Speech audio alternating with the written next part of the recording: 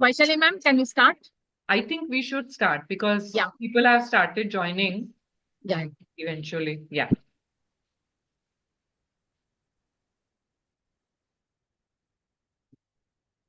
Warm good evening to all of you.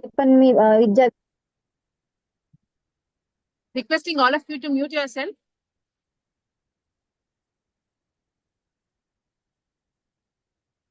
A warm good evening to all of you present here.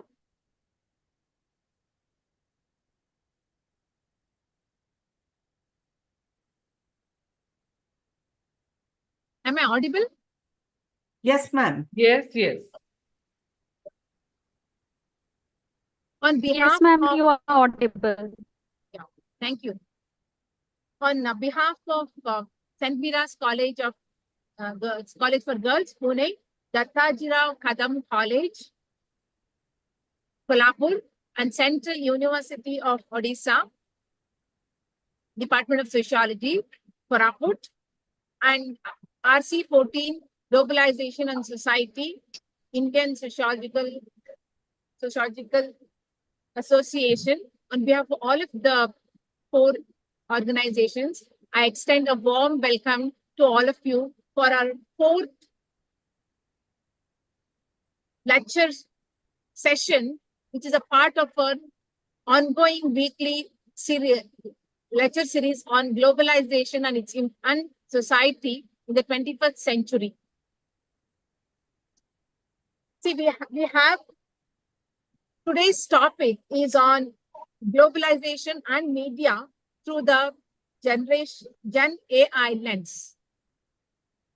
I welcome all the participants here, RC14 members who have been present here, and the faculty members of all the departments of sociology of all the 3 institutes. A warm welcome to all of you.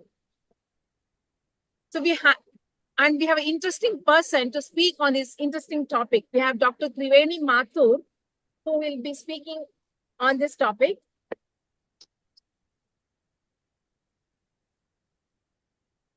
Dr. Triveni Mathur has a rich and multidisciplinary experience of for 3 decades in academics, writings, and media communication industry.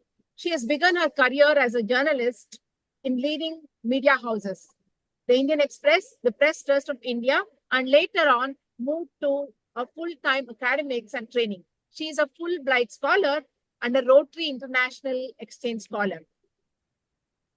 Ma'am is a PhD in Media and Communications from University of Pune, And her academic expertise include curriculum design, delivery of courses in media and communication and social sciences, which includes contemporary India and media perspectives, gender and media, sociology of media, media literacy training, and Gandhi and peacemaking. She conducts pedagogical training for higher education faculty members to help achieve objectives of outcome-based education. Dr. Triveni is also on the board of studies of leading Indian universities and has vast experience in study abroad programs in India. She is regularly invited to deliver lectures on a wide range of topics, including values in personal and professional life, media literacy, application of Gandhian principles in social movements, in the corporate sectors, and other aspects of life. She is also a former director of Symbiosis School of Media and Communication, Bangalore, Symbiosis International University. She was also an independent director on the board of directors of a leading multinational manufacturing company. She's a managing committee member of an NGO that works for women empowerment and an honorary advisor to an organization working in POSH, DII, and CSR training and evaluation. Dr. Triveni is a writer, translator, and an editor with published work, including academic publications. As a script writer, she has worked on corporate films, museum projects for both written and audio-visual scripts, and is a professional voice-over artist. Besides, she advises on brand communication development platform and conducts need-based customized communication workshops for organizations across sectors. And there's also something very interesting about Mathur ma'am. She is an award-winning actor and also enjoys painting. Ma'am, warm welcome to you. We look forward to hear from you. Thank you. Thank you very much, Dr. Deepti, for a generous introduction. It is indeed my honor and privilege to address this gathering of academicians, research scholars, attending this lecture series on globalization and society in the 21st century. I must begin by first thanking my friends and dear academic colleagues, Dr. Vaishali Divakar and Dr. Vaishali Joshi, St. Mira's College, Dattaji Rao Kadam College, Ichalkaranji, Central University of Orissa, and the Indian Sociological Society for having invited me. So thank you very much. In fact, it feels very nice to talk on a subject or a topic that is not just so relevant today and is is in everyone's imagination. It has caught everybody's imagination. And to look at media through that lens is going to be something very interesting. The topic, my topic is globalization and media through the Gen AI lens. And this particular aspect of it, to look at media through the Gen AI lens, is both exciting and intriguing, yet very disconcerting. There are times when you really question what is the future of media, as in the practice of media, and more focused is in terms of journalism or bringing news to people, bringing human stories to human readers, is something that has been uppermost in the minds of most media persons today, at both ends, those who create content and also those who publish content. So these are certain things that we would look at today. I would like the talk, I don't want it to be one way, first of all, through this online platform. Most of the people have their videos off, so one really doesn't know what the response is. And basically, as a communications person, you always want to see what is the live response to what you're saying. Triveni, could I just interrupt? Yes, please. The prominent points of discussion in your lecture, could you also say it bilingually, like Hindi Yes. and English? There are Yes. few who have joined who would not like. Sure. I will Hindi, definitely do both Hindi and English. English. Yeah. तो सबसे पहले तो सबको धन्यवाद कि आज मुझे यहाँ बुलाया है इस विषय पर बात करने के लिए, globalisation and media through the gen AI lens. जैसे कि मैंने कहा, ये बहुत ही एक्साइटिंग है, बहुत इंटरेस्टिंग है। ये देखना बहुत मजेदार होगा कि फ्यूचर में मीडिया जो है वो किस तरीके से रिस्पॉन्ड करे, किस तरीके से मीडिया लोगों तक पहुंचे, किस तरीके से लोग मीडिया को एक्सेप्ट करें। At this point in time, we are all in a situation जहां हम अभी तक एक्चुअली काफी एम्बिग्युअस है, बहुत एक्साइटमेंट जरूर है, लेकिन क्या असर होगा, किस तरीके का इम्पैक्ट होगा, is yet to be seen. So I would like this to be more interactive, इसीलिए मैं ये सोच रही हूँ कि मैं शुरुआत में सिर्फ मेरा सोच जो है, मेरा विचार जो है, वो मैं आपके सामने रखूं, और फिर हम क्वेश्चन आंसर्स या इंटरैक्शन के तरीके से I would like to take this discussion forward. I hope this is absolutely okay. Is it okay, Vaishali and Dr. Deepti, if we follow Absolutely. this format? Yes, ma'am. Absolutely. Yes. Absolutely fine. Okay, so what I was planning to do today is basically try and run everyone through the broad outline would be how has media content evolved?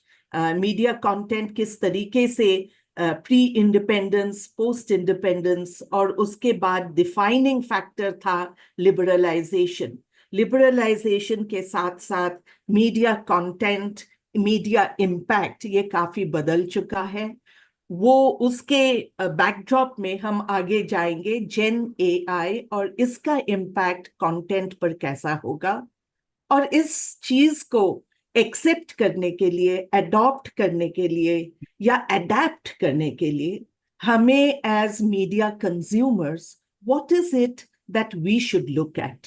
So I would like to look at it from that point of view, क्योंकि last 2-3 lectures जो भी मैं सुन चुकी हूँ इसके पहले, मेरे पहले, सब लोगों ने किसी ना किसी तरीके से मीडिया इम्पैक्ट अपने विषय पर क्या है has highlighted, each lecture has sort of highlighted that aspect, which definitely brings us to the point that media is all encompassing. It is multidisciplinary. It is not just interdisciplinary in nature. It is definitely multidisciplinary. And the fact that हमें information इतना मिलता है, इसका channel ही media है. So today, if you look at it, जैसे कल साधना madam ने कहा था कि हम सबको गैजेट एडिक्शन हुआ है, in the same manner, to draw from a parallel to the news world and to the information world, I think आज के दुनिया में हम लोग एक तरीके के इंफॉर्मेशन डिसऑर्डर में जी रहे हैं। बहुत सारा इंफॉर्मेशन है, कुछ मिस इंफॉर्मेशन है, जहां फॉल्स कंटेंट जो है वो अनइंटेंशनली या अननोइंगली लोगों तक पहुंचा जा रहा है। So this is false information, false content that is unintentionally being disseminated, जिसको हम मिस इंफॉर्मेशन कहते हैं। There are times when we also get गलत कंटेंट जो सोच समझ के लोगों तक पहुंचाया जा रहा है टू कॉज हार्म, ताकि गलत चीजों में ये इंफॉर्मेशन जो है ये इस्तेमाल हो। This is termed as disinformation. और कई समय हमने ये भी देखा है कि मैल इंफॉर्मेशन हो रहा है, जहां जेन्युइन कंटेंट जो है उसको इस तरीके से पहुंचा जा रहा है ताकि वो लोगों तक गलत तरीके से पहुंचे, and it causes harm. So if you look at all of these perspectives, we are basically leading a life of information disorder. ऐसे सिचुएशन में हमारे पास आया है Gen AI. If we, I'm sure all of us are aware of very broad understanding कि Gen AI क्या है। Traditional AI जो है उससे हम बेसिकली एनालाइज करते हैं, ऑटोमेशन होता है। लेकिन जनरेटिव एआई ने इतना धमाका क्यों मचाया है? इसलिए मचाया है क्योंकि this is basically in the area of creative content generation. और जब क्रिएटिव कंटेंट जनरेशन होता है, this is where we try and we see that you are in a position, you are capable of generating text, images, videos, or other kind of data in response to prompt. So जो prompt कहते हैं, that it actually is the key factor to give you information that you would like to get. अगर आपने सही तरीके से prompt किया, मतलब पूछा, सवाल पूछा, कीवर्ड्स सही हो, only then will you get an appropriate answer. I am sure many of you have tried ChatGPT. You have also tried other forms of Gen AI tools. और कई बार हमको आज भी मिलता है, I am not in a position to reply, I am not in a position to respond. इस तरीके का भी response आता है. This clearly indicates that we must accept the fact that Gen AI, or I personally completely believe that Gen AI will not replace human beings. It is a tool to assist and aid the functioning in the creative content generation space as a tool for human beings. I feel that ये जो generative AI है, इससे शायद इंसानों का जो brain cells है वो और ज्यादा इवॉल्व होके और अलग तरीके का इनोवेशन और इंटरेस्टिंग इंसाइट्स ला सकते हैं, क्योंकि these generative AI tools are based on large language models which comprise of existing information. So existing information के basis पर जब हम tools बनाते हैं, definitely it is in a way challenging the human mind to think further and create newer and more insightful information so that Gen AI continues to grow as an effective tool to aid content generation. I feel and I'm convinced it cannot replace human beings. So it is advisable that हम को इस नए technology को adopt करके, adapt करके हम आगे बढ़ें, न कि हम इससे घबराएं और न ये भी सोचे कि हमारी नौकरी खत्म हो जाएगी. Most of the writers, journalists, this has been a major cause of concern. Is it going to make our jobs redundant? But I think it is not going to make the jobs redundant. We as media professionals will have to redefine, relook, restructure what is it that we need to look into. The aspect of research or बढ़ेगा, the understanding of artificial intelligence and machine learning, इसको और ज़्यादा integrate करना पड़ेगा ताकि हम उस तरीके का कंटेंट जनरेट करें जहां से हम नया सोच और नए विचार को भी हम सामने ला सकते हैं. Otherwise, at one point in time, we will reach a point of saturation. And therefore, as media persons, we will also have to relook. But before we go into that, let's just quickly take a brief look on how is it that media started shaping the content. Let's look at it from the Indian perspective. अगर हम देखें pre-independence era के media जो थे, pre-independence era media focused on a very clear objective, which was to create public opinion to fight colonial rule. I'm speaking, or I'm going to address these things in a very, very brief manner because we have, I would like to focus on larger things. So if we look at pre-independence, may I request that the audio be switched off क्योंकि disturbance हो रहा है. जिसका भी audio on है, please switch off करें. Thank you. So before we delve into this, like I said, pre-independence narrative जो media में था, वो ये था कि वो freedom from colonial rule. So we were creating content that would generate public opinion, that would make the public think on ways in which we could work towards creating a conversation, a narrative that would pull the colonial powers down. Post independence narrative जो था उसमें क्या था, वो development agenda of a new India. So the focus was primarily creating content that would focus on development. And like all of us know, the 5-year plans came in, so the focus was on different aspects in which a newly born country could be shaped. The defining moment in India came around 1990s in the liberalization and the post-liberalization era. And from whatever we have spoken so far, we have seen that that has actually become a defining point from where we were to where we are marching ahead.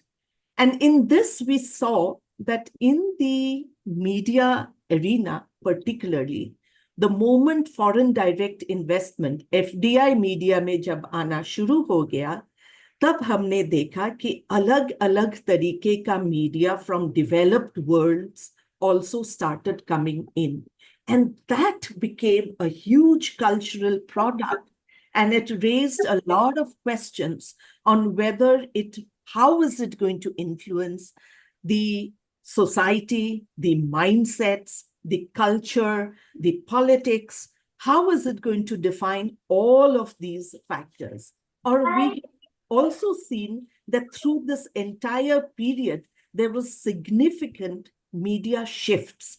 Content जो है उसमें हमने देखा कि बहुत तरीके का international collaborations होने लगा, whether it is terms of ownership, whether it is in terms of getting content from outside. So we began to be exposed to a far more globalized world. Until then, हमारे पास All India Radio थे, radio के हिसाब से, which was managed, owned by the government, और दूसरा जो था television, that was Doordarshan, and we had just one channel. So we saw that it was completely focused in terms of very owned by the Indian national government, and therefore the product, the content that went about was very focused. Lekin liberalization definitely brought in a lot of this. And we have seen over a period of time, I'm not going to deal with that so much in depth, simply because we all consume so much of media that we do see how international collaborations, both in terms of newspaper publications or ownership, in terms of film collaboration, which has been very huge, giving even more a further boost to the Indian film industry. And then when we see all of this today, when we look at it, we see that we live today in a highly connected world. The internet broke down all geographical barriers. And in the true sense of the term, I would feel media played a very significant role in globalization in its true form. It became a very effective cultural product, and it started influencing cultures across regions, geographical barriers, cultural differences, linguistic barriers भी आज Gen AI के माध्यम से linguistic barriers भी completely break करने के एक दौर पे है, क्योंकि आज अगर आप देखें जेन एआई से आप किसी भी भाषा में किसी भी तरीके का कंटेंट आप उसको कंज्यूम कर सकते हो, because the large language models are trained to do this. The power of media, as we have seen, has been so impactful that it has raised certain questions in terms of how is it going to shape the society that we are living in. Kyunki artificial intelligence और जेन AI का एक इस तरीके का disruptive power है that it is likely, and this is backed by a very strong research done, it's a global research done by the Reuters Institute in UK, and they have come up with some very interesting results in which they have said that ये disruptive power जो है of artificial AI and Gen AI, this is going to penetrate entire information space. And आज हमने देखा है दुनिया भर में जिस तरीके का इंटेंस पॉलिटिकल और इकोनॉमिक वॉलेटिलिटी से चल रहा है कि जनरेटिव एआई के माध्यम से जो कंटेंट जनरेट हो रहा है उसमें भी काफी फेक, डीप फेक और इस तरीके के cyber crimes kind of issues भी हम फेस कर रहे हैं. There's something very interesting while we are at this. I would like to point out that when we talk about Gen AI and generating content, we say that you given a prompt and you get text, images, visuals, all churned out and you get a new product. So इससे क्या हो रहा है कि बहुत से बार आपके पास गलत information भी आ रहा है. And interestingly, the term that has been borrowed for this kind of wrong information that is also generated is called hallucination. So it's very interesting to see that artificial intelligence, generative AI, hallucinations, these kind of terminologies have also been created or have come into play in the media space. And therefore, what has happened is it has raised a major question of credibility. Credibility जो है सही है कि नहीं, truth है कि नहीं, when we are talking about media and media consumption, basically you are looking at correct information.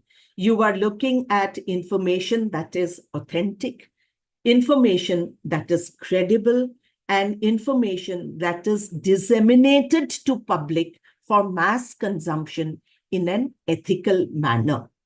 So when you look at this entire picture, एक बहुत बड़ा issue जो हो रहा है today in this in this kind of a setup that we have today, one of the most important things that's happening is there is a huge amount of news avoidance. लोग जो है वो news देखना कम कर दिए हैं. They do not want to watch news, they do not want to consume news.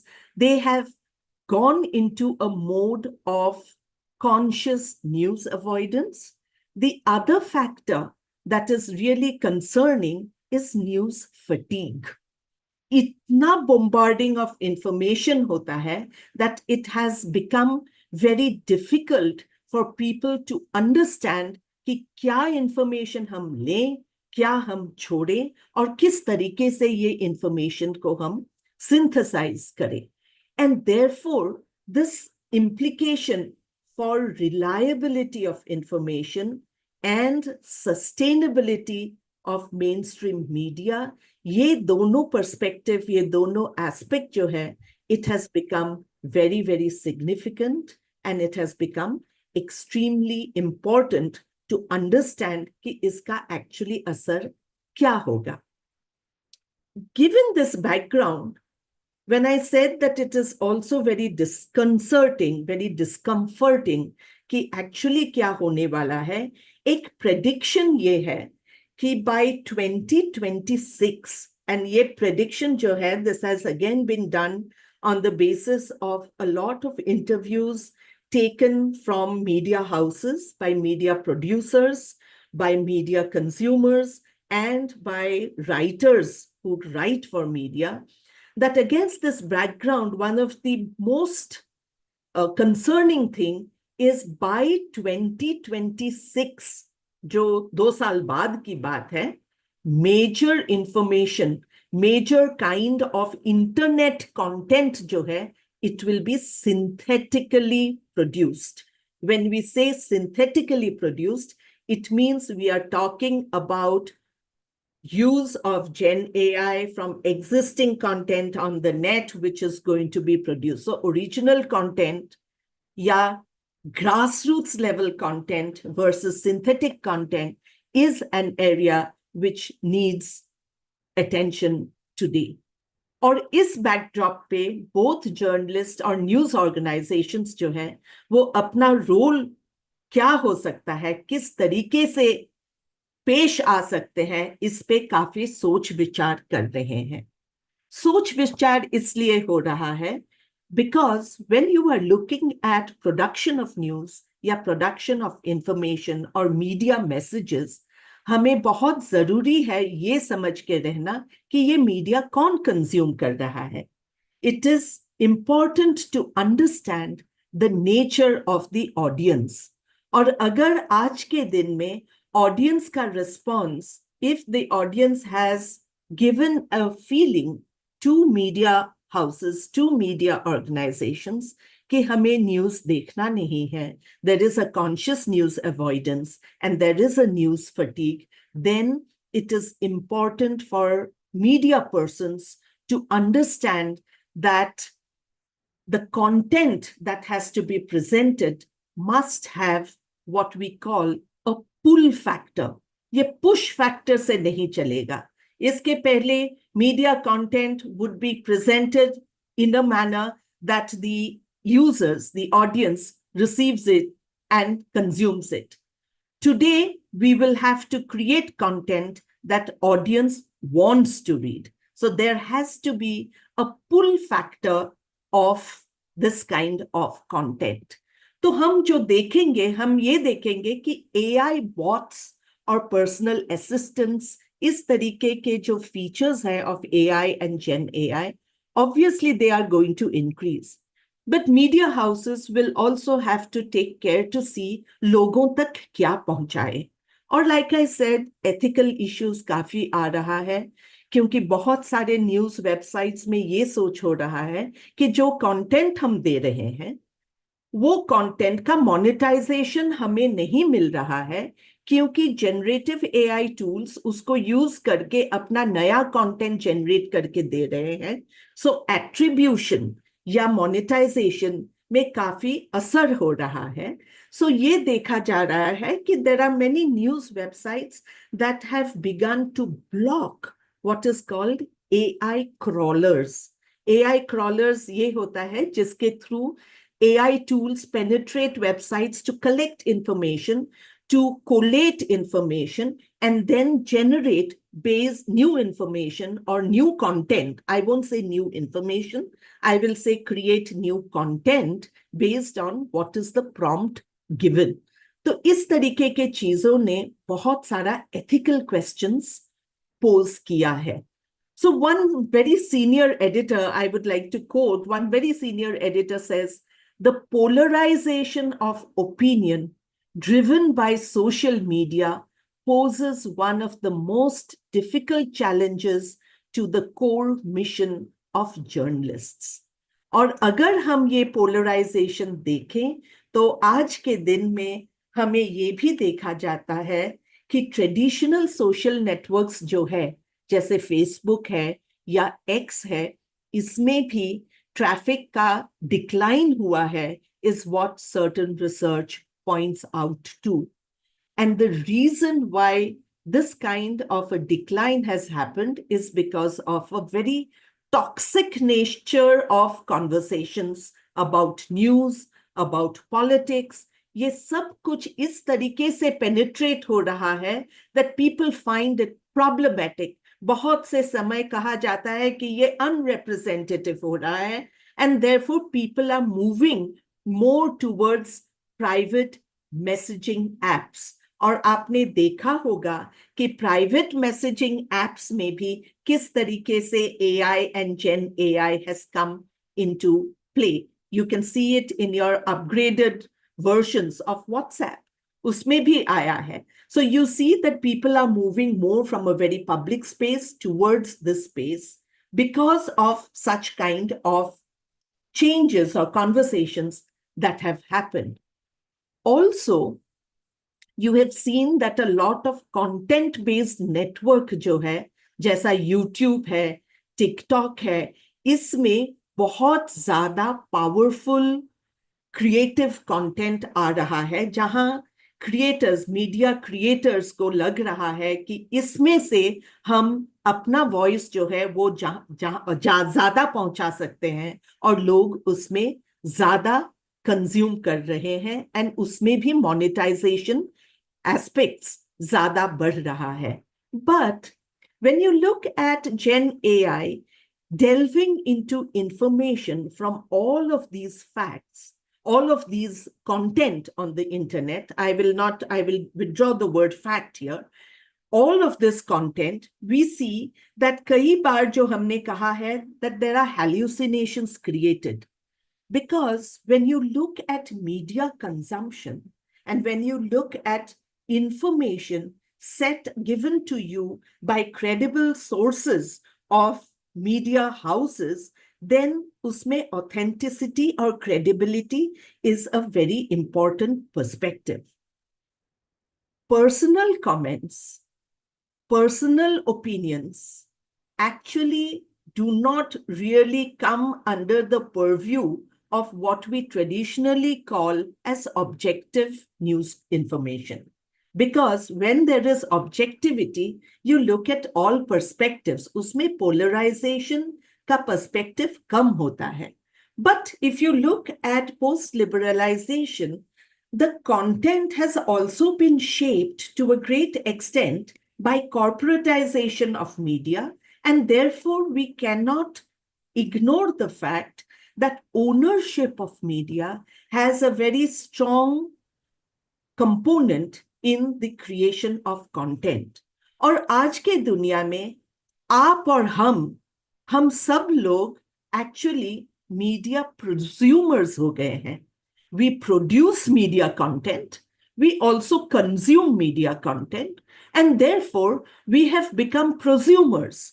और हमारा जो content है वो more often than not, unless it is a journalistic perspective of giving quote unquote objective viewpoint, and I'm using the word quote unquote objective viewpoint is because the whole term objective or objectivity has an element of subjectivity in it.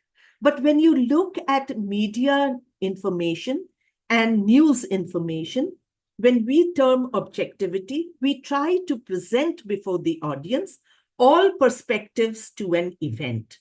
And we have faith on the consumer, that means the media audience, कि आप decipher करें actually क्या है. इसीलिए जब हम news या newspaper हो या टेलीविजन चैनल्स पहले और ज्यादा था, आजकल थोड़ा सा ब्लर हो गया है न्यूज और ओपिनियन में, बहुत डिस्टिंक्टली पेश किया जाता था कि न्यूज क्या है और ओपिनियन क्या है.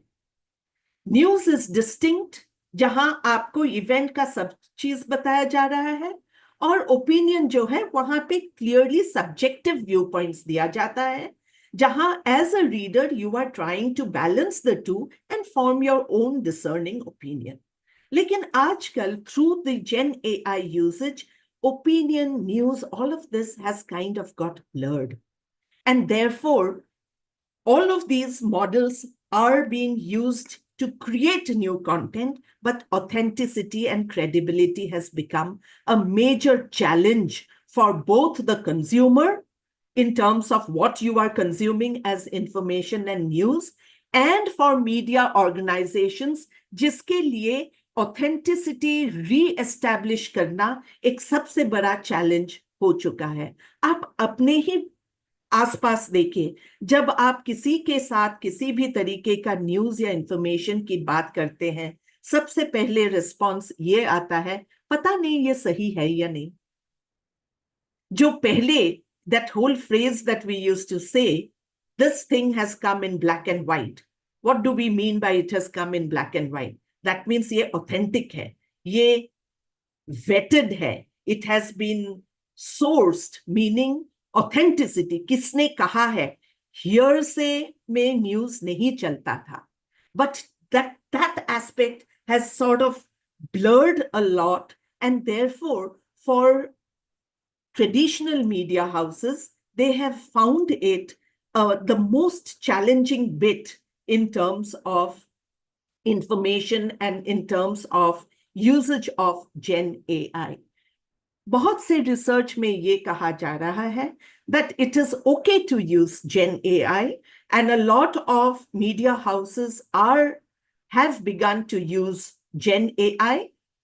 There are some questions that have come up. I'll take it up. Should I take it up in between or should I take it up in the end? Ma'am, you can finish the first part of it. That will be more systematic. Then we can take up the questions and it can be two-way. Perfect. Perfect. So we will do it in that way. So what I was beginning to say, that Gen AI usage has already begun in a lot of media houses. In the Western world, very significant use has happened, but they have begun to use Gen AI more in the routine aspect of work. Jaise, for example, when you are using Gen AI, you can collate a lot of information, summarize कर सकते हैं. तो पहले क्या होता था, जब हम न्यूज में जब हम लोग लिखते थे, तो हम न्यूज जब इंफॉर्मेशन पूरा आर्टिकल लिखते हैं, उसको बुलेट पॉइंट्स में we used to take it out. We used to pull out information in bullet points. Now that aspect has become very simple because you can just feed it into you can prompt your Gen AI, and what happens therefore is you can easily pull out bullet points of an article. So they are using Gen AI for summarization.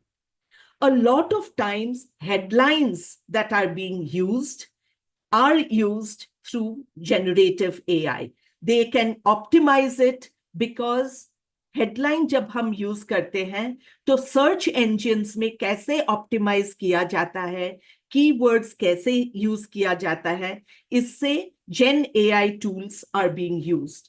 But remember that each of these aspects, when it is presented to the public, always is being rechecked by human editors. तो human element जो है ये आप बिल्कुल dismiss नहीं कर सकते हैं. If you dismiss it, you're doing it at your own risk and your own peril. Other aspect is transcription में Gen AI use हो रहा है बहुत easily, and it has actually democratized a lot. And I would say that is one advantage of Gen AI. In fact, the government of India also has, I'm sure, I don't know whether many of you have used it or have begun or have heard of it, is Anuvadini and Bhashini. Of course, all of us have heard a lot about it. But Anuvadini also is a Gen AI tool which has been floated by AICTE. And I have personally used it. And I have also seen it being used to translate films made in foreign languages and translated into almost all Indian languages. So this has definitely given a lot of it. It is an empowering tool. But when we say it is an empowering tool, we must also be able to identify how much and until when can you use it, and how as human intervention you can refine it and make it more authentic and credible.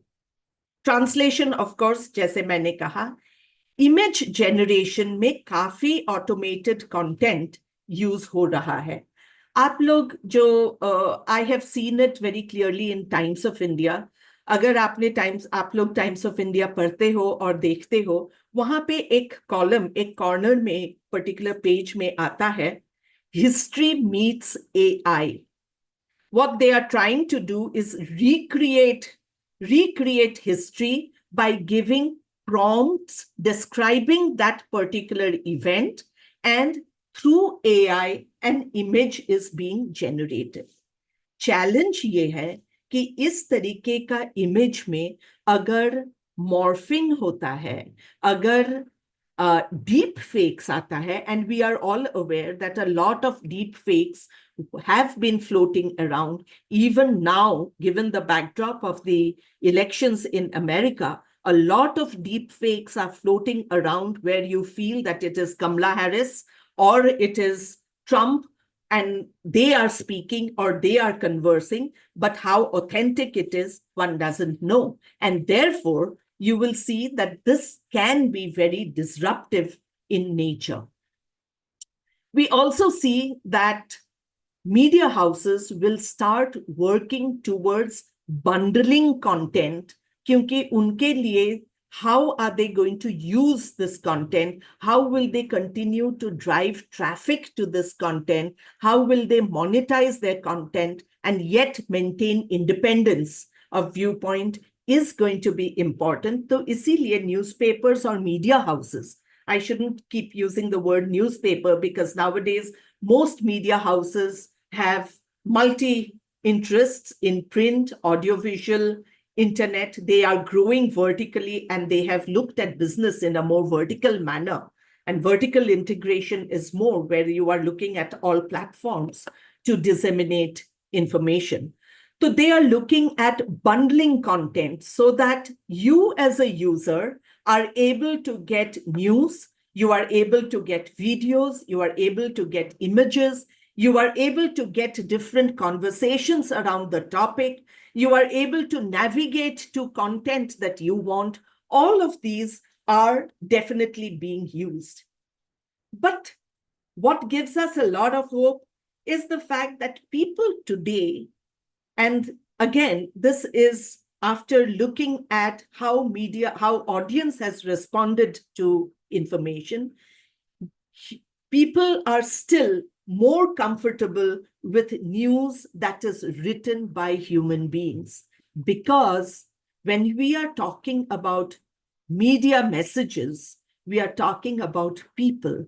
When we are talking about people, we are talking about people's emotions. We are talking about the feelings, and we are talking about the finer nuances of communication, which cannot happen without human intervention.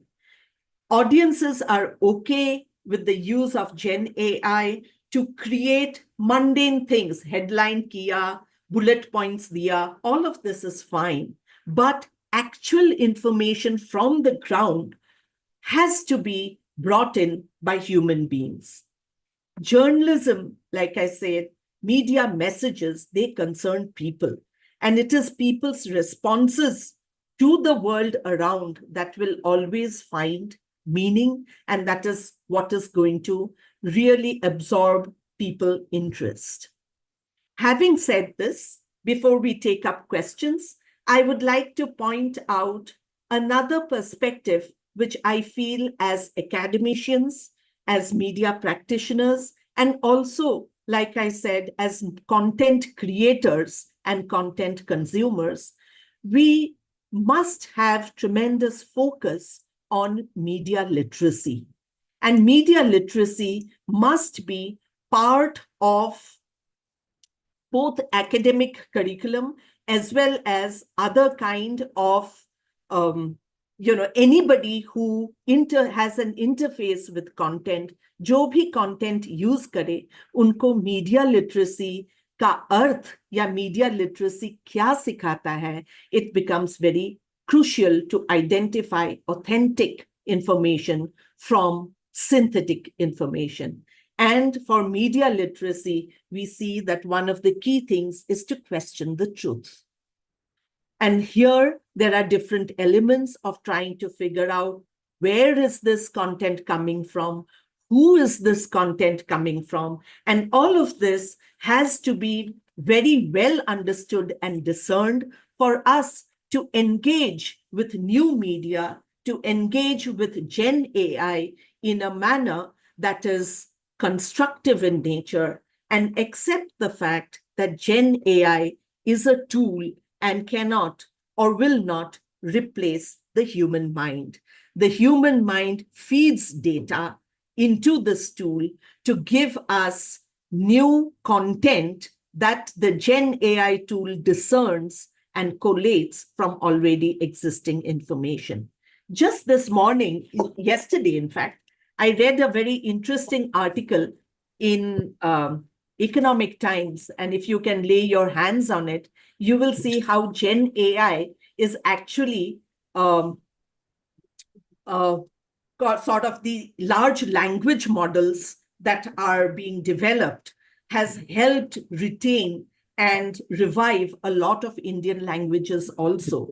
This particular news item or article talks about hundreds of people in India belonging to different age groups and demographic profiles who are being approached by startups and companies engaged in creating Gen AI tools to record Indian languages in the voices, intonations, and tone of local speakers. For example, Maithili is almost defunct. Very few people speak Maithili. So there are projects where they are trying to record Maithili spoken by local people who are living in those areas and feed these hundreds and thousands of data sets into generative AI models, into large language models, so that they can create new content based on this. For example, if you want to create a movie and you want to have the voice in an authentic Maithili speaking person, you can access this language, you can access this data from the internet, merge it into your video, and create new content. So that is the kind of, and what is mind-boggling is this article points out that 19,569 dialects are there in India and 121 languages. Imagine the kind of data sets that are being created by these large language models through these large companies to capture this data to create new content. So to wind up, while we are living in exciting times, it is important that we use these tools in an intelligent manner. It is also necessary for us. In fact, Gen Z is adopting these tools very easily because they are mostly digital natives. Many of you who are attending this would adopt it much easily than probably our generation. We are still trying to negotiate and try and find ways in which to adopt. But Gen Z is more adaptive towards this technology. And therefore, it is all the more important to understand how to use it in a credible, authentic manner so that media messages that are sent across to media audiences are messages that are credible in nature. So if you look at it today I'll draw upon the world of business, where from a very VUCA world, which meant volatility, uncertainty, complexity, and ambiguity, today we are moving towards a world which is termed BANI, that is brittle, anxious, non-linear, incomprehensible, or it is also called rupt, like in disrupt. It's also called rupt. So you say rapid, unpredictable, paradoxical, tangled. If you use all of these words, you will see that in these turbulent times, in these times of paradoxes, in this kind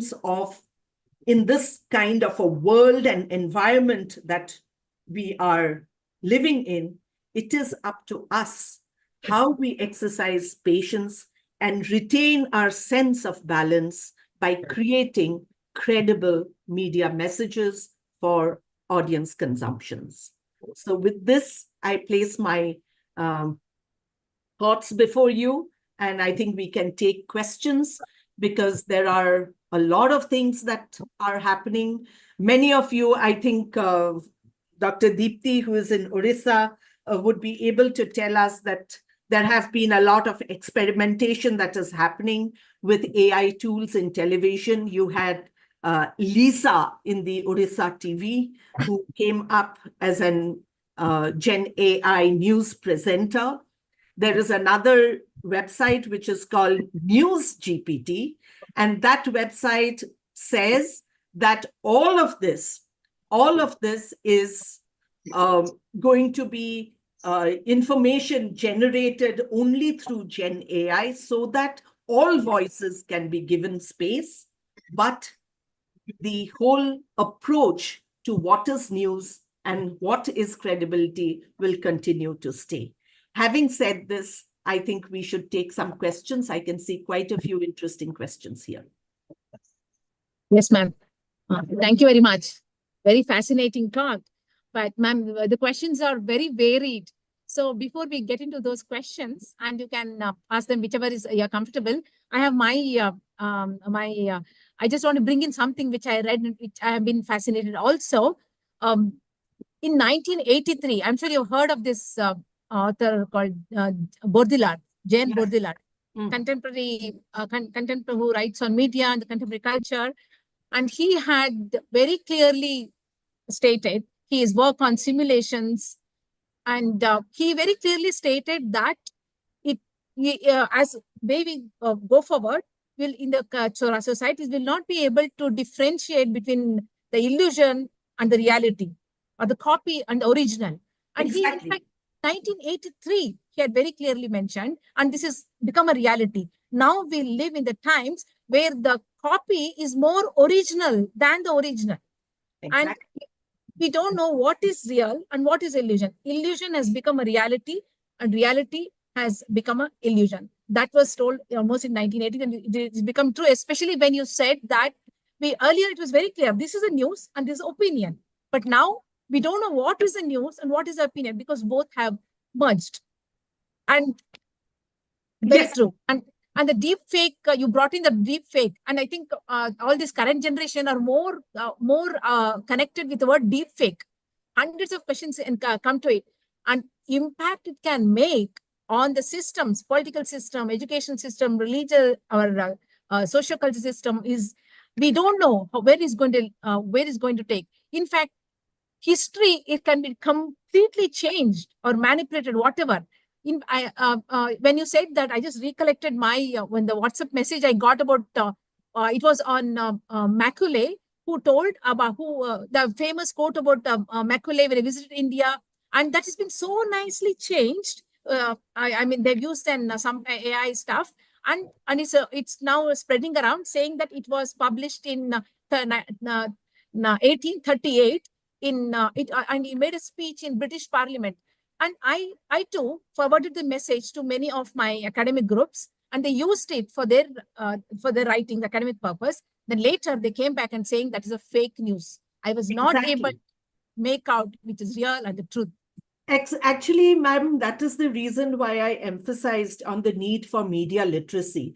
And in fact, I'm part of one of the UN wing that is working extensively on promoting media literacy.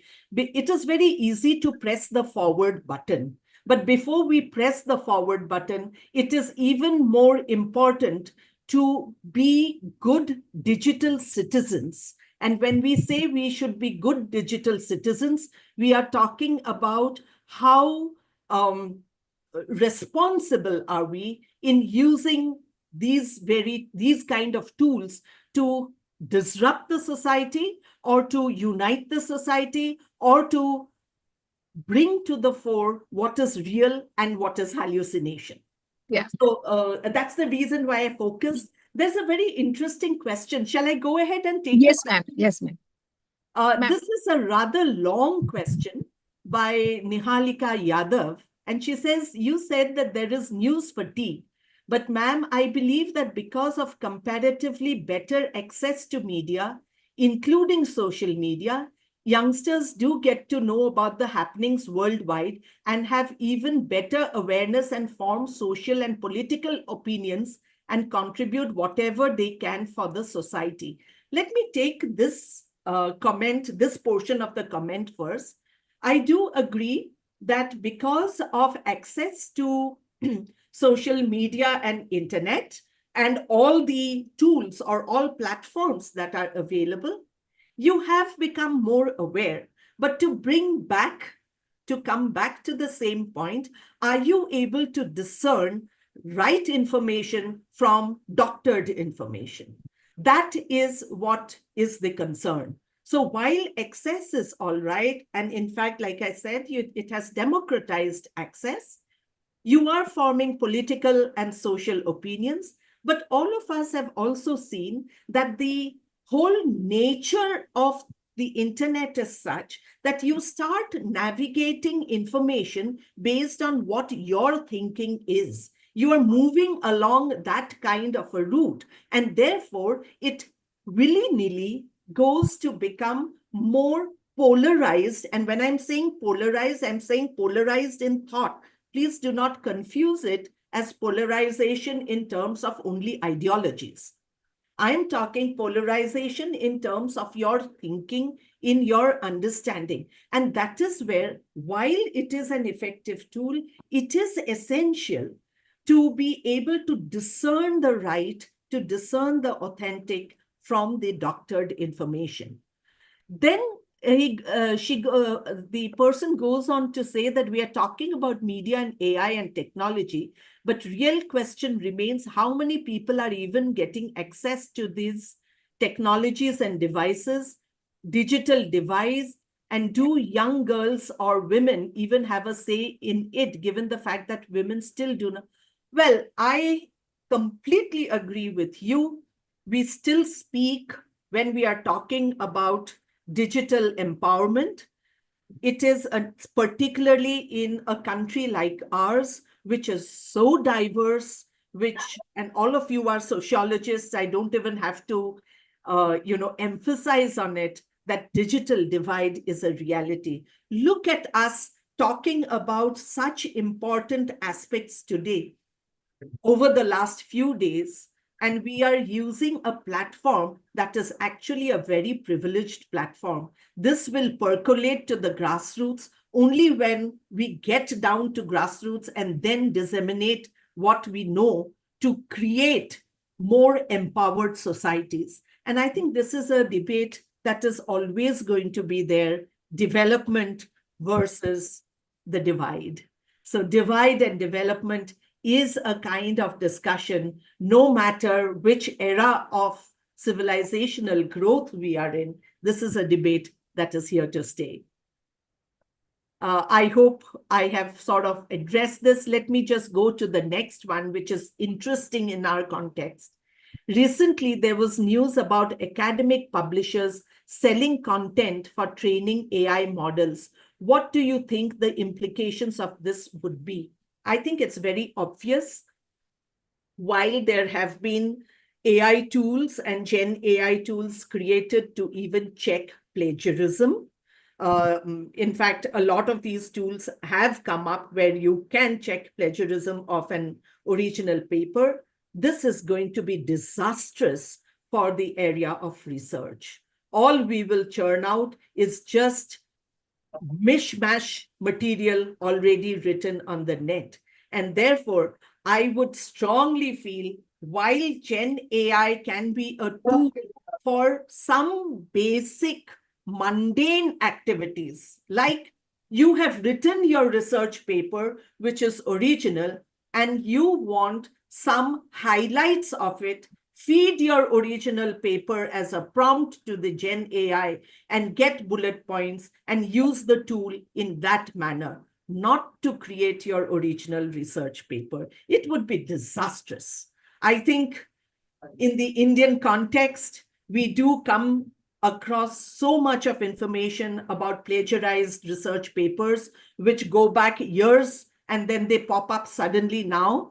I think it is going to be disastrous. Senior scholars who are present here would definitely agree with me that if you use Gen AI tools to create research paper, and this selling content for training is the most, we are waiting for an academic disaster to happen. Should we allow it or not is in our hands. Madam, will you select the questions because there are quite a few? Yeah. There's something that says, first, how do social norms influence interpretation? Most of the sex education transferred through the internet.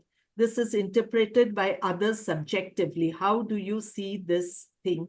Secondly, which information one should rely on as reliable? I will take this last bit of this question because social norms influencing interpretation, all of us are sociologists doing social science research, and I think it's very obvious that any interpretation has its influence in a lot of other societal norms, upbringing, your own mindsets, and a lot of these baggage that we come with. But what should we rely on? I re-emphasize, reiterate that it is important to be media literate and try and find out what is authentic. There are tools which you can put into, there are fact-checking tools to check, but whether the fact-checking tool is also doing a right thing or not is something that you will have to learn through the human mind and human intervention and not just through machine tools.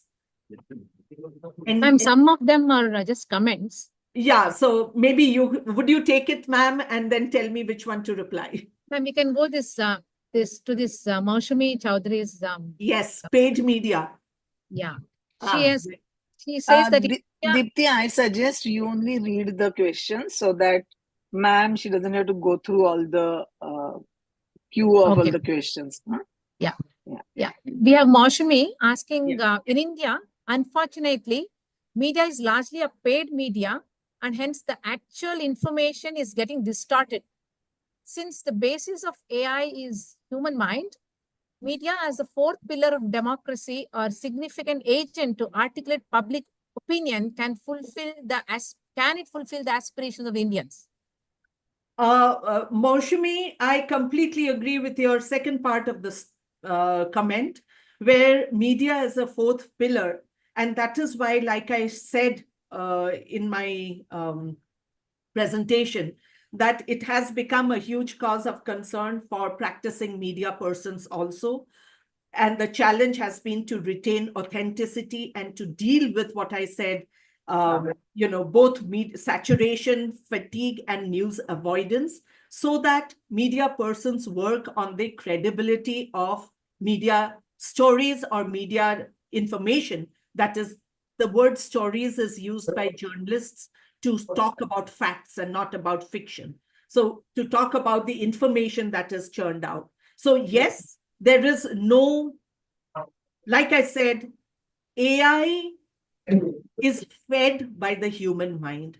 So if the human mind challenges itself, it can produce better content to make better content be fed into AI as and when it evolves, or to generate fresh content. But going by the first one, when you said that media is largely a paid media, let me just bring one aspect to your consideration. And that is that when we talk about liberalization, and we said that that was the defining point in media, liberalization is not just in terms of content or exposure to global content and exchange of content with global media, but also in terms of ownership of media. We must understand that ownership of media has a strong influence on the content that is presented, because the moment media owners have a certain ideological or a certain line of thinking, then they expect that the content that is produced through their media platforms toes their line. Pre-independence, and I come from a journalistic background which has begun working pre-liberalization and has continued to work post-liberalization. So we have been practitioners who have seen the difference. During our times, we have had editors who would fight back with the management and say that this particular news will not be given. We are not going to allow this advertisement to come at the expense of an important news. And we have had editors who have walked out saying that we will not compromise editorial freedom. Post-liberalization, we have also seen that media owners have begun to have a say in editorial content.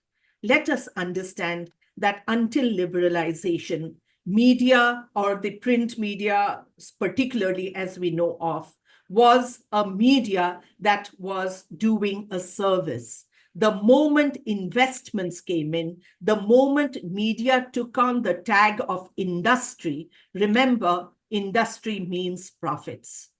Because this was a product that came to you with high investment, but sold to the public at a cost much lower than the investments put in. You could never get any product for 5 rupees.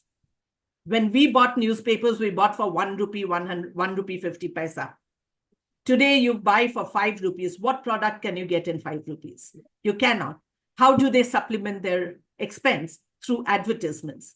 Then came in post-liberalization, Times of India began what is called MediaNet.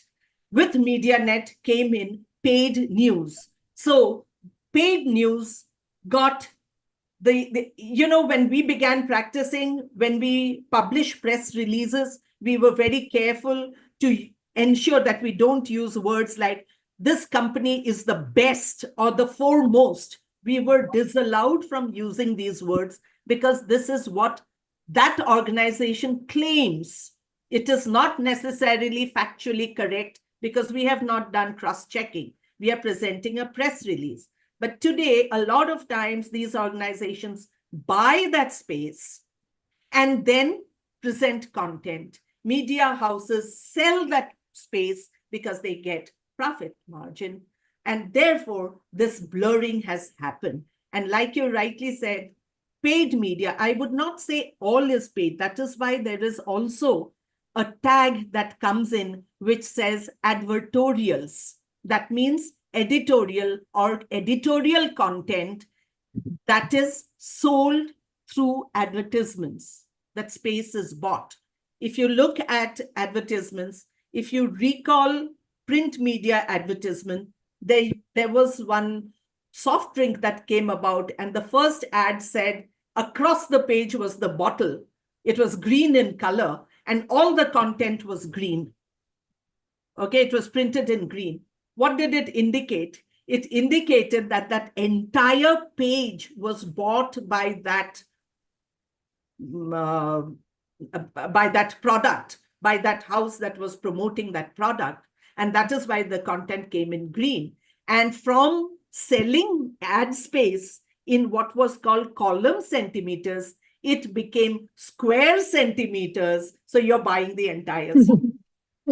So these dynamics, these corporatization, this kind of media ownership, changing the narrative of content is bound to happen. And that is why you as an audience need to discern this.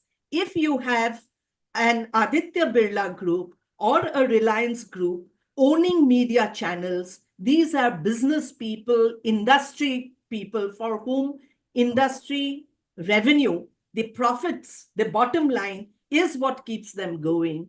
Obviously, ideologies will penetrate. Therefore, I would say in today's context, if media houses have a responsibility towards the audience for consuming what they consume, the audience has equal responsibility and duty to understand what to consume and how to consume, and therefore how to respond. Ma'am, there's one interesting question by one Mr. Dhar. Yes. Do we observe a pattern of marginalization in the development of Gen AI? And the next two questions are not related to this question, but they're related. Should we take those two up together? You can address. When companies focus on generating revenue, that one. Yeah, and the next media literacy, it could be in some kind of it could be related. Okay, I think let's do it separate. Yeah. Okay. So marginalization in the development of AI, Gen AI. Would it be possible to elaborate a little bit what pattern of marginalization are you talking about? Access to Gen AI tools? usage of Gen AI tools? What exactly are you talking about? Ma'am, probably he's referring to the people who are consuming it. Are we doing based on that, the consumption based on the user? See, it's very difficult for me to give you an exact this side or that side kind of an answer in terms of marginalization, because if I look at it, development of Gen AI, the example that I gave you a little while ago about creating data sets from across the Indian nation, in terms of if the examples, if you read, to generate Gen AI language models. These are large language models where you need to feed in data sets. These companies are actually recruiting people in these rural and suburban areas to give them content in exchange of a price. So if I look at it in that way, and this is a thought that came to me after I read this article yesterday, that in a way it is creating employment for people in marginalized areas to feed a tool that eventually may bridge the gap. It may bridge the gap. Today, if you see the penetration of internet, access to smartphones in our country is mind-boggling.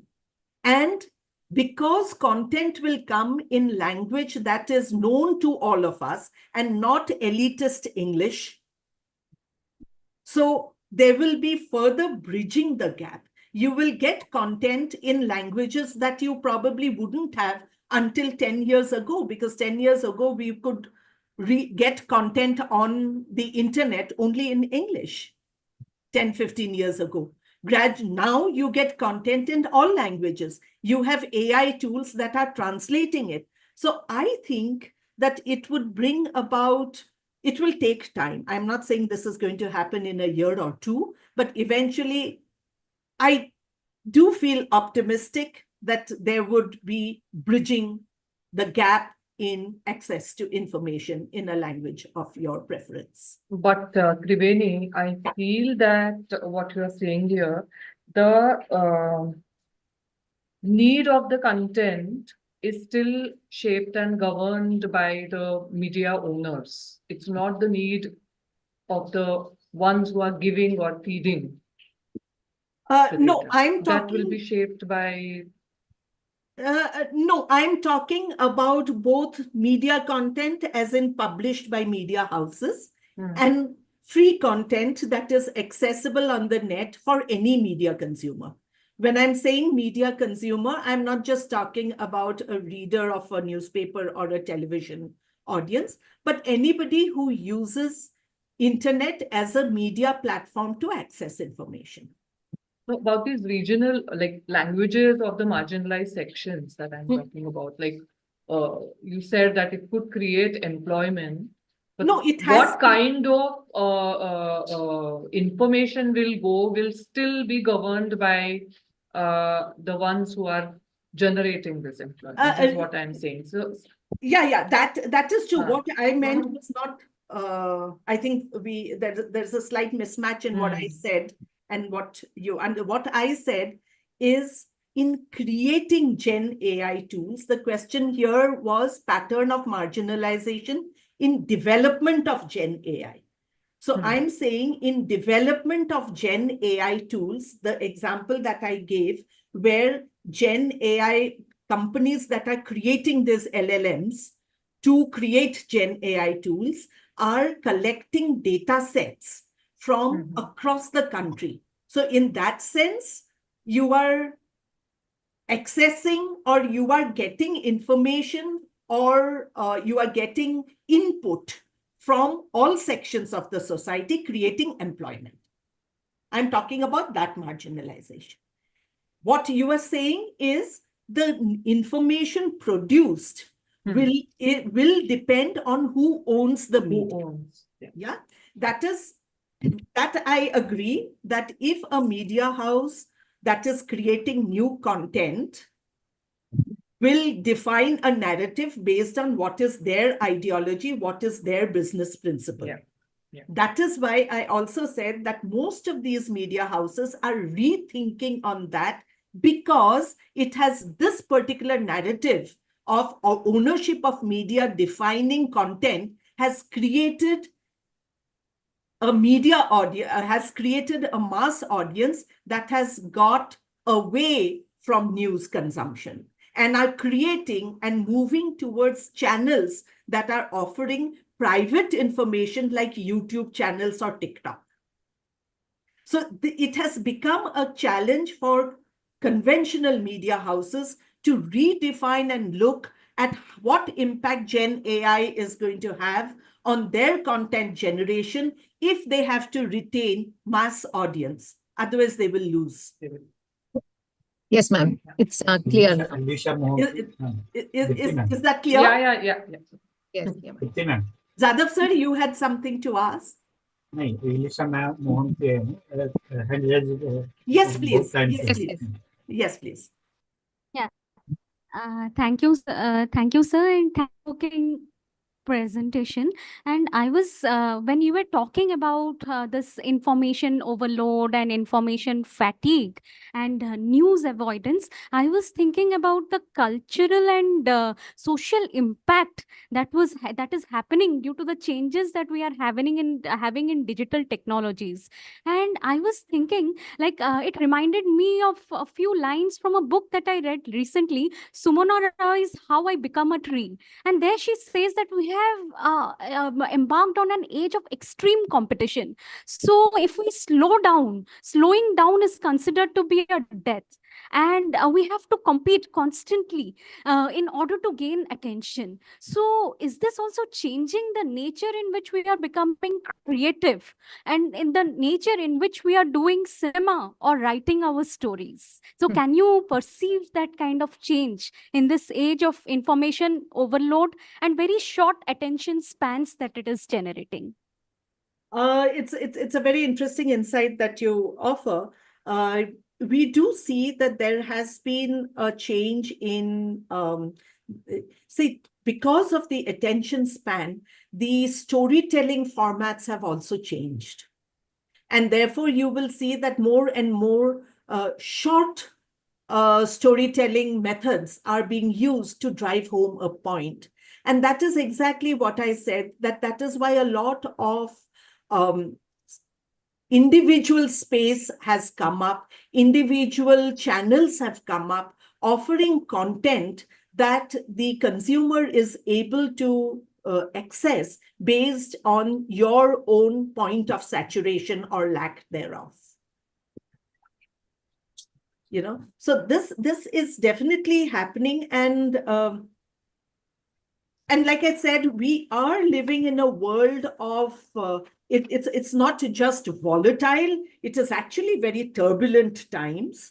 And also with turbulence is a lot of ambiguity. We are still struggling with what is and what will be.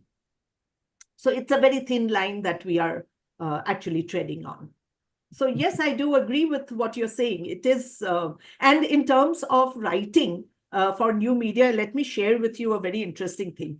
I shared space with an independent filmmaker recently at a seminar. And this filmmaker is from the United States. And she came up with a very beautiful film, a documentary, in fact. And she said that she was never good with words. She was never good with words. She could see or tell a story only visually. But when she got down to making her documentary, and this happened to be her first documentary, she was struggling with a script. She was struggling with a script because no matter what, you needed a storyboard, you needed a script to actually go about not just filming, but editing to the final product. So she said that I used ChatGPT and I dictated what I wanted and I got a beautiful script. Okay.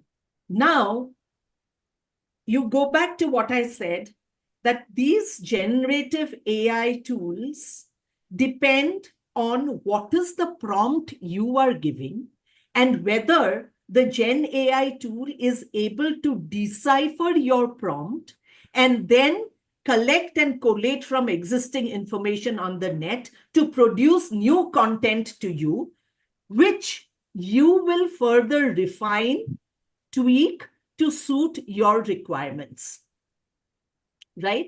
So in this particular filmmaker's case, she said it helped her streamline her thoughts.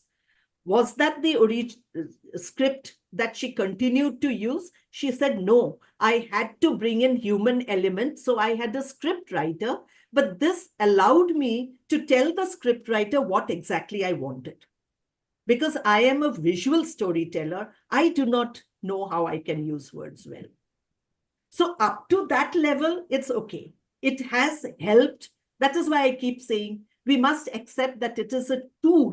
How you use it and where you use it to maintain authenticity of your work is up to you. Thank you, ma'am. Yes, ma'am. Ma'am, some of the questions you have already partly answered. Yeah. So just take this bunch and you can together address it, ma'am. Yeah. So Anup is asking, when companies focus on generating revenue through the use of generative AI and information, who will invest in preserving factual information and ensuring mankind reaches a neutral balanced state? Partly you answered it. And the next question is, media literacy norms have to be laid and there is a need to imagine a representative ecosystem by Rachna. And I think Rachna's is more a kind of comment.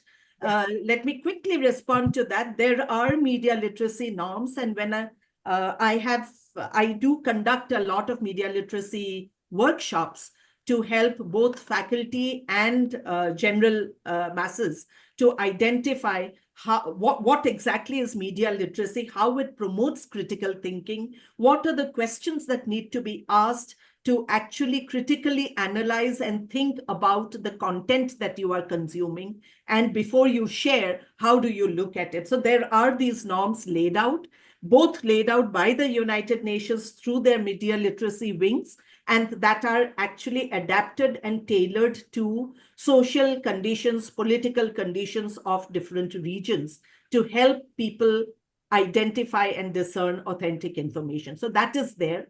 And going, Madam, I'll quickly answer the previous one about generating revenue through the use of information. Who will invest in preserving factual information and ensuring mankind reaches a neutral, balanced state? The onus is on mankind, because data fed to LLMs and Gen AI is data fed by mankind. So to balance a neutral state of mind or to balance it out is entirely it is up to us to retain the sense of balance and be discerning on when and how you will use Gen AI. And Ma'am Shrestha is asking, is the idea of public sphere, is it under attack due to AI generated news and deep fake ideas? What is your thought? Do you think it is at attack? I would imagine so. Yes. We suddenly tend to become slaves, and we do one thing. Each one of us can do this exercise and figure out whether public sphere is actually under attack. Let us look at the kind of information that comes on our WhatsApp, various groups, and go read, listen to the videos, look at the videos carefully, and see and think twice before you forward it, and see whether you are actually part of this attack or you are part of a mechanism to contain the attack. True. Yeah.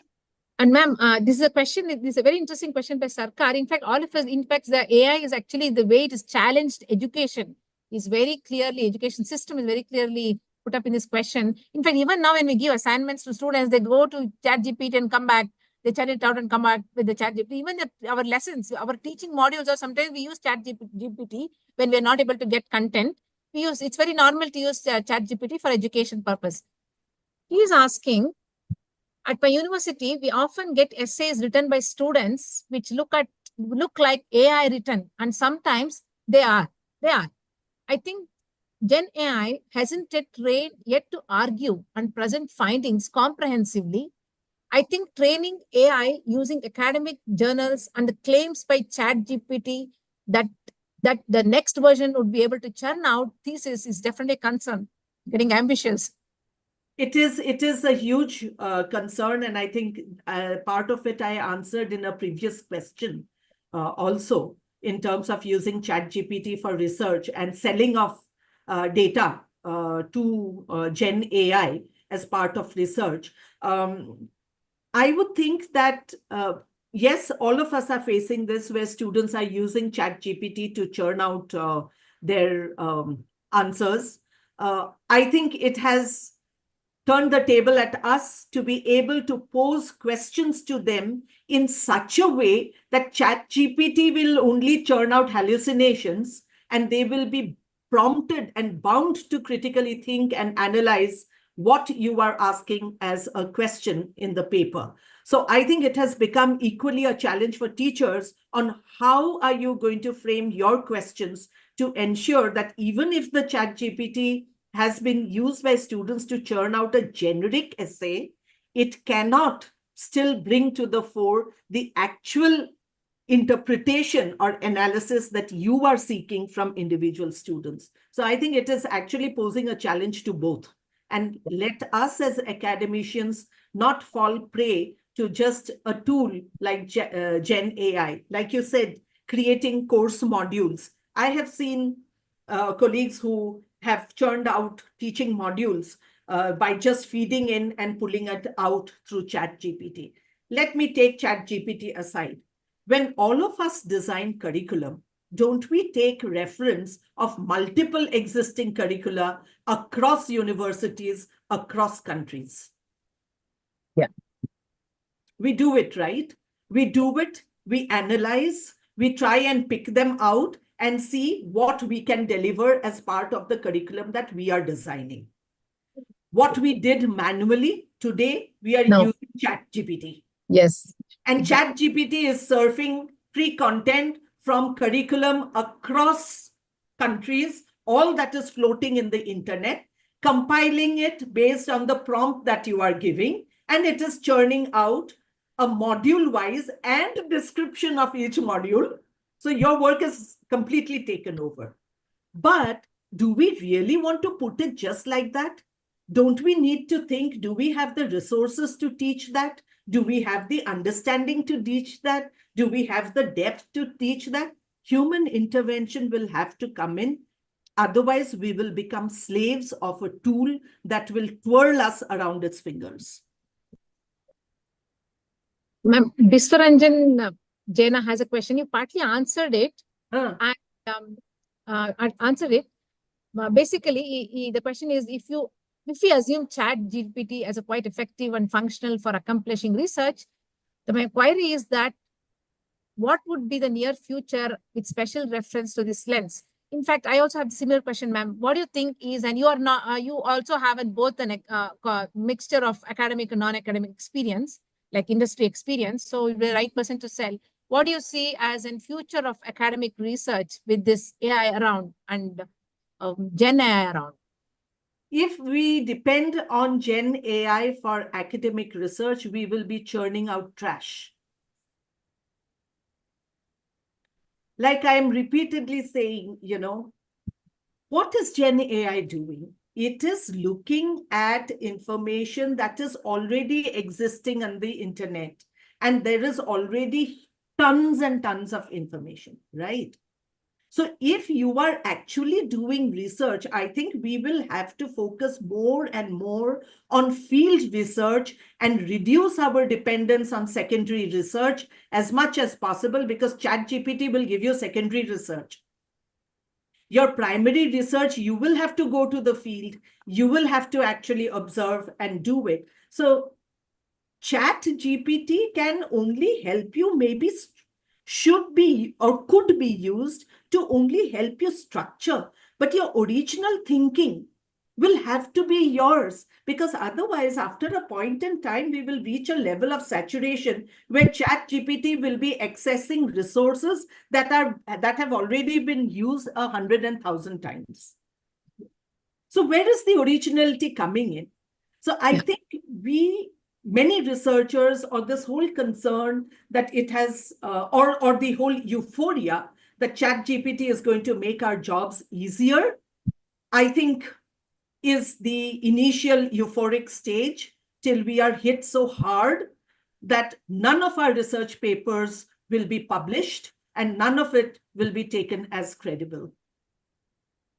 But ma'am, still, as research is closely connected with publications, like acceptance in the from the academic community is connected to publications, we are in a dangerous place. We are. And I think academic publication journal houses should be even more cautious to figure out what they are going to accept and what they're going to not accept.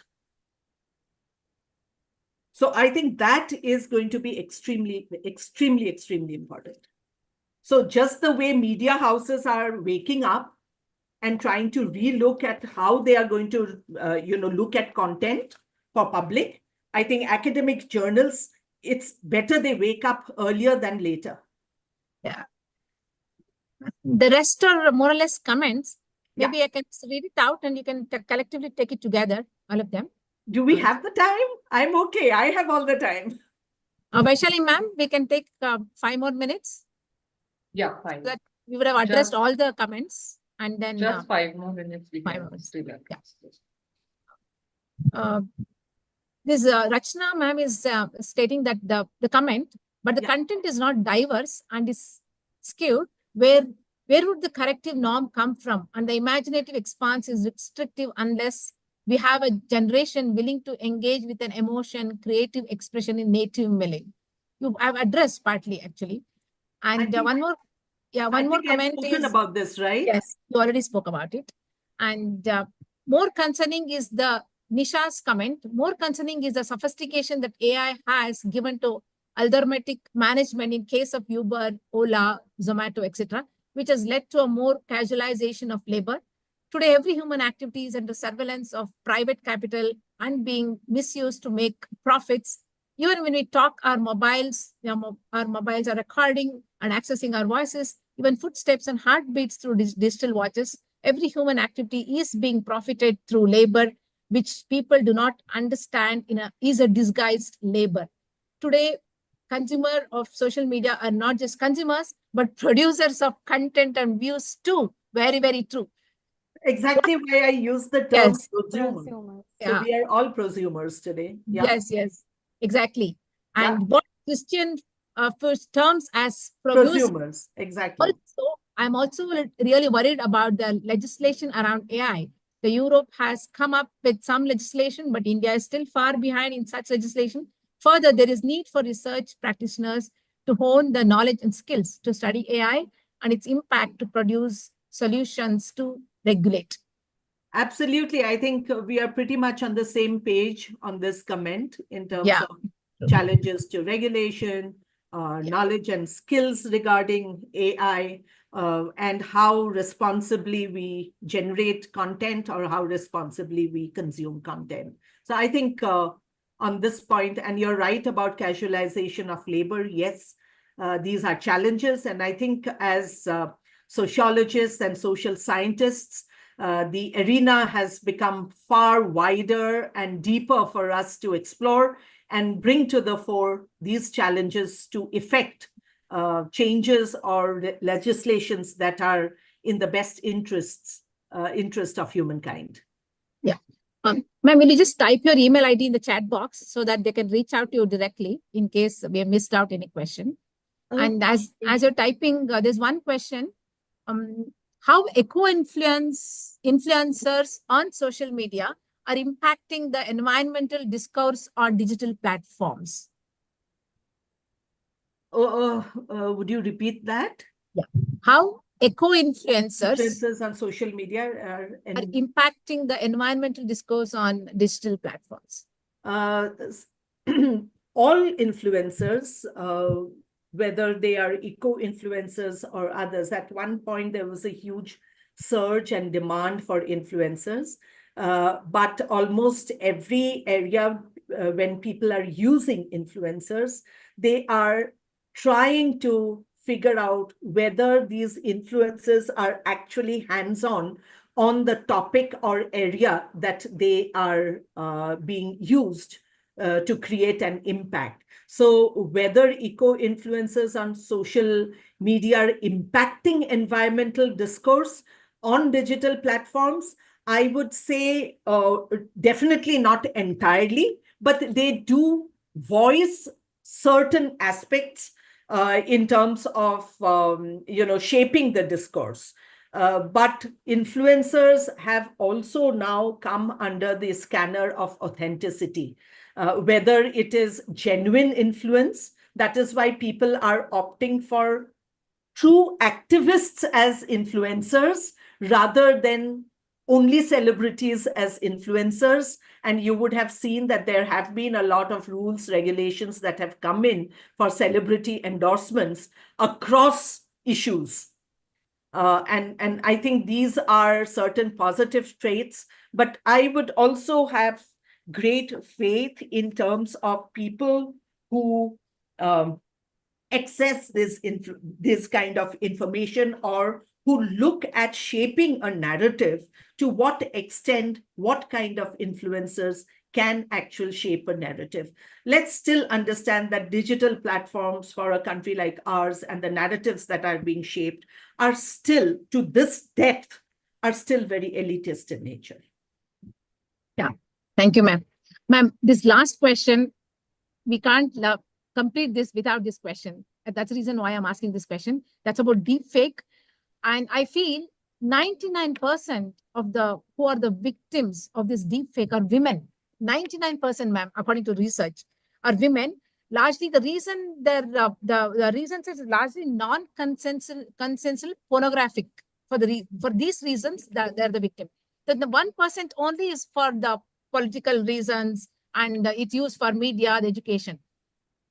And even the actresses, very well-known actresses, not just in India, abroad, they are the victims of this. So they are not able to find out. There are so many video clips of which don't even know about it. And the police is not able to do anything about it. And do you think basically I'm talking about safety technology or some kind of an protective technology where it can be, women can be empowered, so that if we scan through this, okay, somebody has put some stuff in about me in the internet, can I, by using some app, can I scan through it and delete it? Because others cannot do it. So we're so helpless about it. And so my only question is, are we able to combat AI only with AI? Do we need another AI to combat it? How do we address it? I think this is definitely a question that would be best answered by somebody from the field of AI technology. But it is a fact that deep fake and the dark web, as it is called, the cybercrime, all of that which is happening, has become a cause of huge concern. And if you look at it, any new development, any new technology, if there is a positive to a technology, you also have some other brains that are working to misuse that technology. And the speed with which it advances is way beyond the comprehension of the the person who would want to act against it or act for it. And therefore, these legislations of pornography, downloading, in fact, now, I think it was yesterday or day before, there has been a new conversation, a legislation in the offing regarding downloading of pornographic material, that if in your cell phone, if in your smartphone, there is an auto download, and if by mistake it has got downloaded and you have been able to notice that it has got downloaded by mistake, you are required to inform the police immediately and delete it. So these kind of awareness campaigns, I think if you look at most of such issues, there is a need for tremendous awareness and education of the public and users on how to identify these kind of deep fakes. Remember, look at the newspaper. You will find top IT professionals, IT whiz kids falling prey to IT scams on the internet. What are we going to do? We all know that such scams exist. We know that there is a deep dark web that is in play. Yet you find IT people falling prey to it. So I think we need to hold on to our responses and think before we act. Yes, ma'am. Very interesting.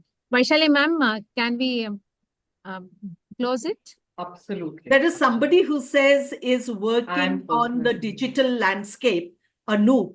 It would be nice for you to share with us your work and finding at a later time. It would be definitely very interesting for me. Yeah. Yes. And I think I know about this person, but on a concluding note, I think it is important for all of us to be, especially students and research scholars, to try and understand certain basics of large language models and machine learning and adapt it to our area of respective expertise, because this is a technology that is here definitely for a significant period of time to grow. And therefore, those of you who are in the beginning at the beginner's stages of your career, it would do well to learn some of these aspects. Anup, thank you for this comment. And definitely we need more people who are working on this space to be more proactive. Yes, the digital landscape is dynamically changing, and we don't know. The next year we have this talk, it will be changed even more. So thank you all for the questions, participants. Now I hand over I request Dr. Eliza Mahanti, Assistant Professor in Department of Sociology, Central University of Odisha, to deliver formal vote of thanks. Ma'am, is it fine? Okay. Are we not hurrying it because there are a lot of questions and... I'm absolutely fine. Yeah, because we have covered almost all the questions and your email ID also is given. Yeah. Over to you, Eliza, ma'am.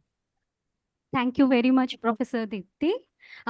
Today we had the very good fortune and privilege of listening to this wonderful speaker and thinker, Professor Triveni Goswami Mathur. And ma'am, your talk on global impact of globalization and media in the age of AI has been very thought-provoking for us.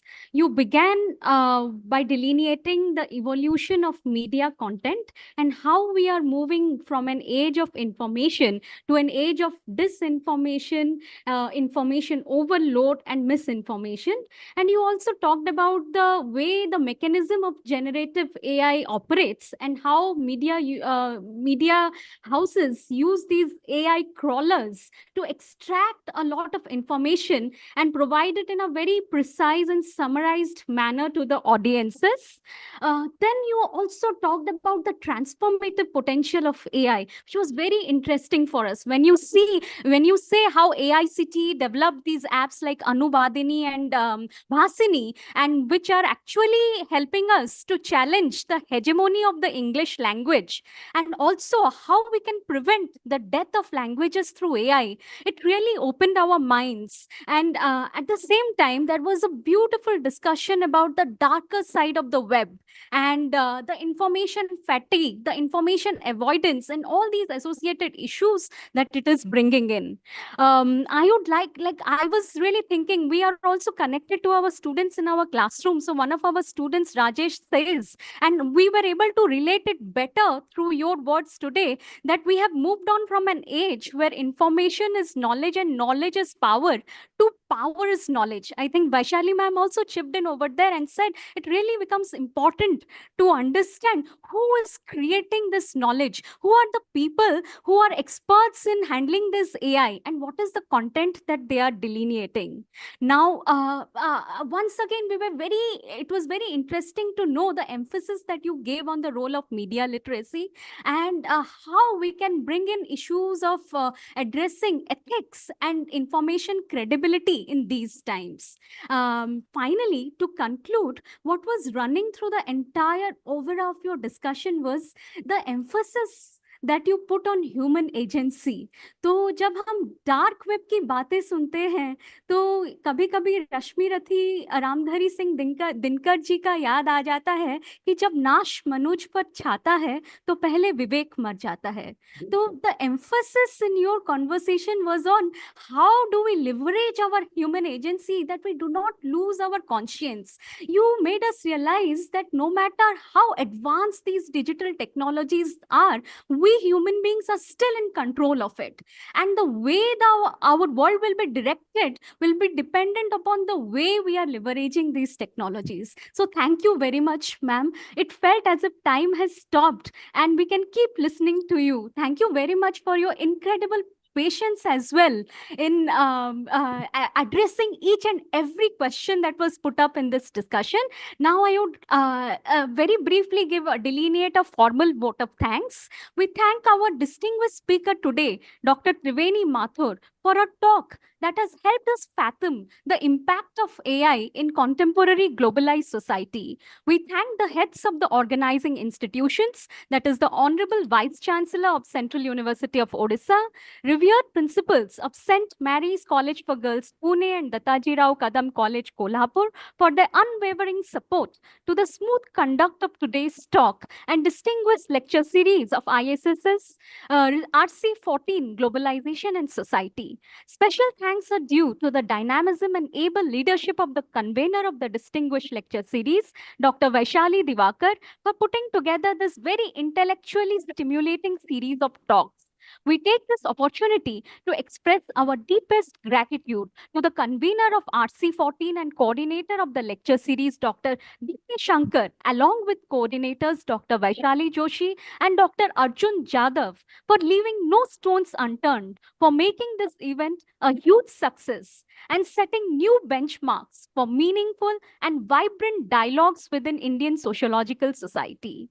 We would also like to thank the President of ISS, Professor Maitreyi Chaudhary, for our patronage to critical conversations that are shaping the discipline of sociology in India and infusing it with empathy, rigor, and professionalism.